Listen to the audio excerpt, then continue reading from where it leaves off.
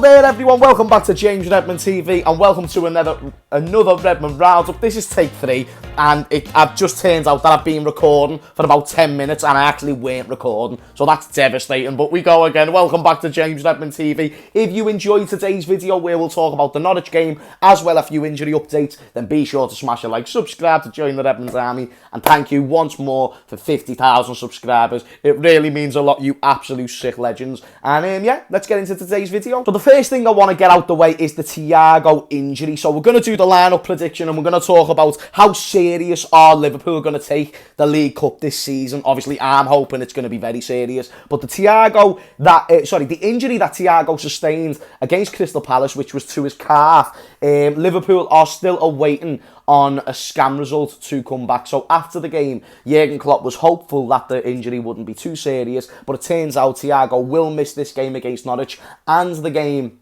on the weekend against Brentford because we're waiting on results, which does really concern me, people. I'm not going to lie to you. Thiago's found it difficult since joining to get a consistent run of games, and we know when he does, he's actually been putting in top-class performances. The world-class midfielder that we actually did go ahead and sign, and it's a shame that we're not going to go ahead and see that. And I suppose now, against Premier League opposition in the League Cup, this is where the squad depth is going to be really tested, because it's only one more big injury to a serious player where a little injury crisis starts to begin, and it starts to worry certain Liverpool fans. You've got to remember, we let Gini Wijnaldum go for free, and it turns out now Gini Wijnaldum would be lovely with the midfielders that have dropped so far this season. So it's a big shame Thiago won't be getting involved, nor will Harvey Elliott for obvious reasons. But Bobby Firmino, I've saw photos circulating that he's back in training, which is marvellous, great news, but I do not see him being included so soon after returning, but we could see him included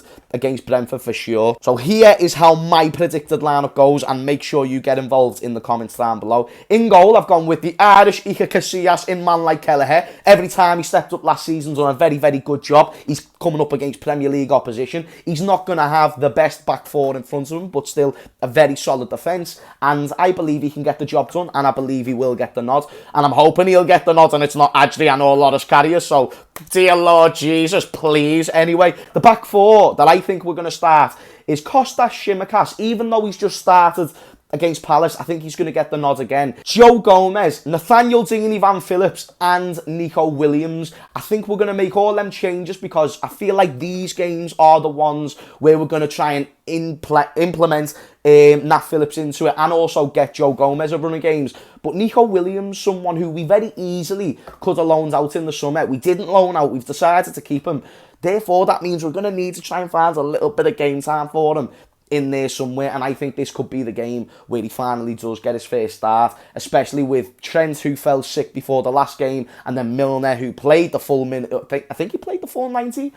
Even if he got subbed off, I don't see him starting at right back once more, and this is why. My midfield consists of James Milner, Curtis Jones and Naby Keita. If we was a little bit stronger in the midfield, maybe Milner plays right back again, but I think with Thiago falling down now, I think that's the midfield we're going to go with. Pep Linders has confirmed that Curtis Jones will 100% start, and I just believe that Naby Keita will start because he's been our sort of substitute player at the moment, and that's why this would be a good game to give him some minutes and hopefully get another world-class goal.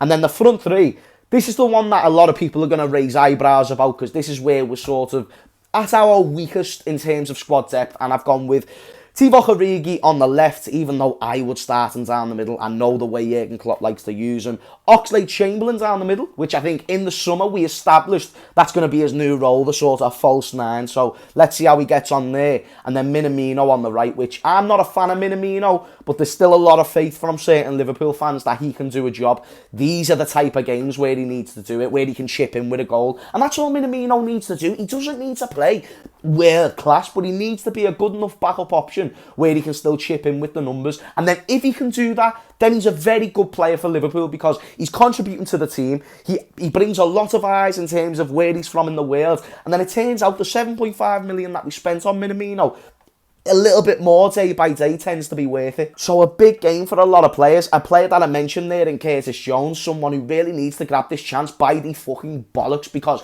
when you're seeing Harvey Elliott coming back into the team and starting over here, it didn't really look like Curtis Jones was going to be getting a sniff this season at any point. Now with these injuries, it's a chance for him yet again to step up. And remember, last season when we went on them 6 home losing games, whatever it was, Curtis Jones, for me, was probably one of the standout players. He was the one who went, a part of a bad bunch, don't get me wrong, but he was the one who was grabbing the team by the bollocks, being direct and trying to create something out of nothing. And that's what Curtis Jones can do, and that's why I think he can have a good game of football here. James Pearce did break that he is expecting Kelleher, Gomez, Nat Phillips, Curtis Jones, Origi, Oxlade-Chamberlain and Minamino to start. That's why all of them players have made my starting 11, and I think that is a more than good enough 11 to go ahead and beat Norwich City. Also, Cade Gordon is expected to be getting an inclusion in this game, whether that's off the bench. That's what I'm likely expecting, but I also wouldn't mind seeing him start. I thought he was very good in pre-season. It could be a big step up, but if there was any Premier League team you want to try and get a young player sort of bedded into, it's probably Norwich, someone who hasn't been in the greatest of form. They're probably going to make a few changes themselves, and Cade Gordon's an exciting young player.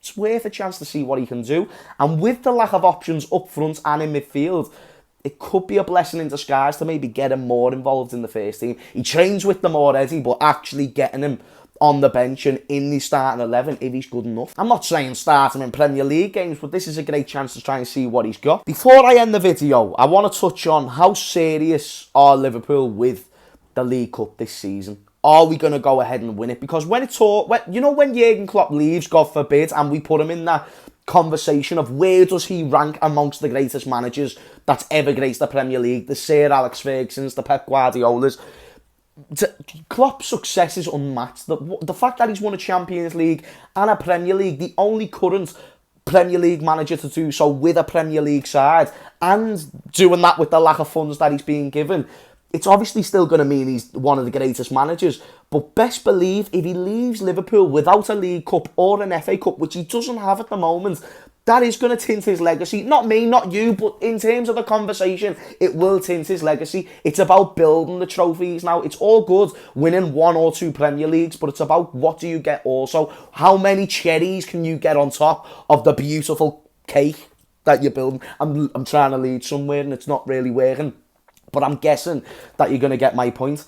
I hope we do take it serious. But again, I expect us to rotate early in the competition. That's just normal. You've got other bigger priorities at the moment. But when it gets to the quarterfinals or even the round of 16, that's when I want to start thinking, do you know what? Can we sacrifice a few changes for this next Premier League game to go ahead and win some silverware? Give the fans a day out at Wembley, something that we haven't had for a while. Jurgen Klopp has made it to a League Cup final before. He's shown he can do it. He was a penalty kick away from being able to lift the trophy in his first season.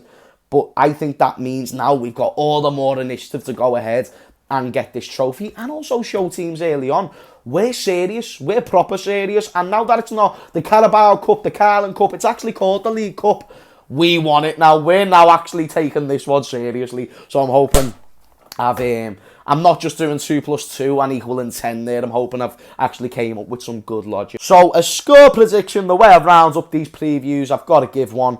And I've had a few close all right this season, so I'm fairly confident I can get this one. But with a rotated 11, anything can happen. I'm going to say 2-1 to Liverpool. It's not going to be the same starting 11 as usual, but we should still have enough to be able to beat Norwich City and get through to the next round. And I will be disappointed, regardless what 11 we go with, if we do not do just that. Let me know yours in the comments down below, as well as starting 11 predictions if you enjoyed, but only if you enjoyed, then smash a like. And subscribe also to join the Redmond army. We're on 50k, but let's get ever so closer, even though it's quite far away, to 100. Anyway, thank you so much. I love every single one of you. Hammers has finally got a lovely little trim, and yeah, he's feeling himself. He's feeling himself on top of the shelf. He's feeling himself on top of the shelf. Anyway, thank you for watching, and I'll see you all later. Peace.